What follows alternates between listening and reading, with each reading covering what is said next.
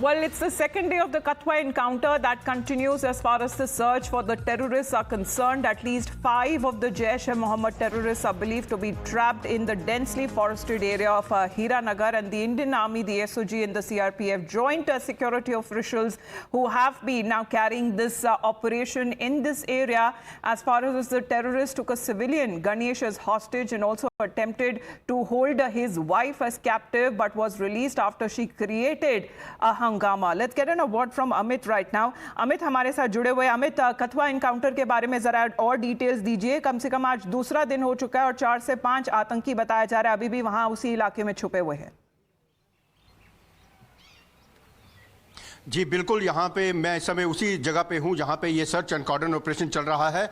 कल देर शाम की बात है जब एक यहाँ पे फैमिली मेंबर जंगल की तरफ जाते हैं तो उनको होस्टेज बनाने की कोशिश की जाती है टेररिस्ट की तरफ से. वो भाग के आते हैं और वो अपनी बात जो है पुलिस को बताते हैं. पुलिस इस एरिया को पूरा को कॉर्डन कर लेती है. उसके बाद एडिशनल फोर्सेज आते हैं जिसमें BSF, CRPF और आर्मी है. अभी सारे एरिया को कॉर्डन किया गया है और यहाँ पे ड्रोन की मदद से भी सर्विलेंस रखी जा रही है. कल देर शाम जो है टेररिस्ट और आर्मी और पुलिस के बीच में जो है फायरिंग हुई थी. उसके बाद से पूरी रात फायरिंग नहीं हुई है मगर सारे एरिया को कॉर्डन करके रखा है. आहिस्ता आहिस्ता हमारी फोर्सेस जंगल की तरफ जा रही हैं क्योंकि ये एरिया जो है पहले भी देखा गया है बड़ा वर्नेबल रहा है. यहाँ पे पहले भी एनकाउंटर होते रहे हैं हीरानगर सेक्टर में. कल रात DG खुद IG के साथ इस एरिया में आए थे. उन्होंने सारी मुआयना किया इस एरिया का और इंस्ट्रक्शन दी है पुलिस को कि सारा एरिया को अच्छी तरह से कॉर्डन किया जाए. जो भी इनर सर्कल है उसमें उसको भी कॉर्डन किया गया है और नाकेज लगाए गए हैं अलग अलग जगह पे.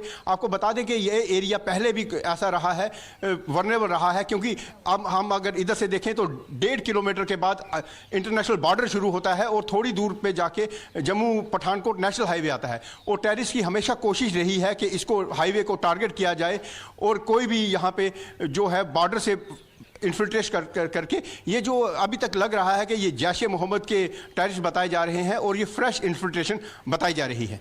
तो कितने आतंकी बताया जा रहा है कि अंदेशा है कि वहां पे छुपे हुए हो सकते हैं, क्योंकि 4 से 5 का बताया जा रहा है और जब से ये सर्च ऑपरेशन लॉन्च हुआ है क्या क्या टेक्नोलॉजी का भी इस्तेमाल किया जा रहा है? अमित, अगर आप उसकी भी जानकारी दे सके तो. जी देखिए, जहाँ तक ये है लोकल्स जो दोनों को होस्टेज बनाने की कोशिश की थी उनके मुताबिक यहाँ से 4 से 5 आतंकवादी उन्होंने देखे थे जिन्होंने अपने पीछे बैग कैरी किए थे और उन्होंने उनको धमकी भी दी थी कि अगर वो यहाँ से भागे, अगर वो यहाँ पे नहीं रुके तो वो उनको गोली मार देंगे. उससे ही जो सिक्योरिटी फोर्सेस को पता लगा है और जो फायर हुआ था अंदर से जंगल से उससे भी उनको पता लगा है कि कम से कम 4 से 5 आतंकवादी हो सकते हैं. और जो सर्विलेंस की बात करें हम तो यहाँ पे ड्रोन्स का इस्तेमाल किया जा रहा है. उन पे सर्विलेंस रखने के लिए सारा एरिया को कॉर्डन किया गया है. तो ये एरिया जो है पहले भी वनरेबल रहा है. यहाँ पे पहले भी इन्फिल्ट्रेशन हुई थी जून के महीने में.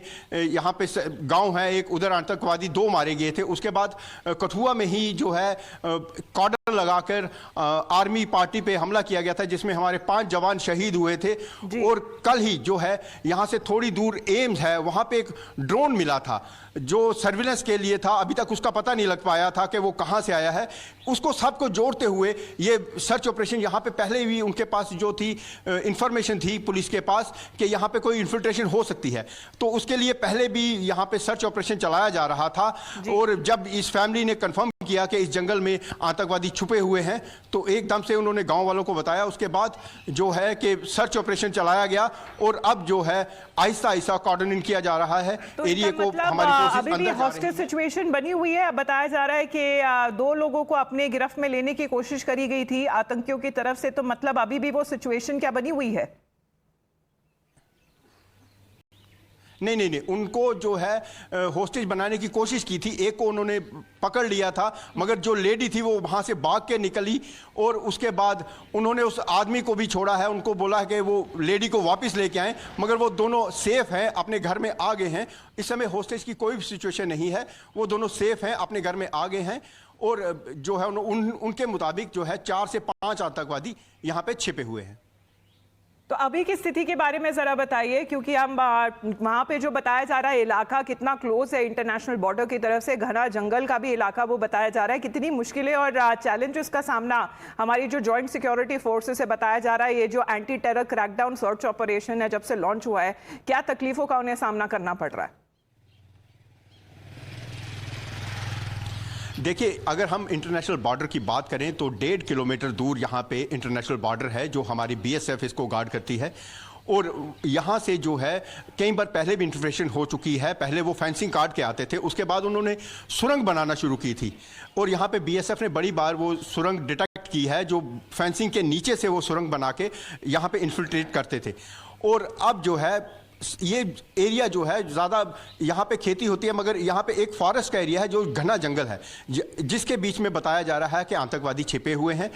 अब रात को जो है अब हमारे सर्विलेंस जो डिवाइस हैं वो लगाए गए थे, ड्रोन्स की मदद से उनको देखा जा रहा था, लेकिन आप खुद सोच सकते हैं ड्रोन जब ऊपर से फ्लाई करता है तो वो जंगल का एरिया अंदर से नहीं देख पाता। उसी का फायदा जो है टेररिस्ट उठा रहे हैं और जो है वो टेररिस्ट जो है अंदर जंगल के छिपे हुए हैं, वो बाहर नहीं आ रहे। और हमारी सिक्योरिटी फोर्सेस भी चाहती हैं कि अपनी कैजुअलिटी ना हो जी, इसलिए वो जंगल के बीच आहिस्ता आहिस्ता जो है collateral damage. As we are looking at the security forces, this is a joint security forces operation which is currently underway as far as in Kathua is now concerned. Deferred pictures that are now coming across. This is the second day of finding out certain terrorists which are believed to be trapped in the area. Amit, आपका बहुत-बहुत धन्यवाद हमारे साथ जुड़ने के लिए. Well, those are the latest updates that are now coming in. Let's move on.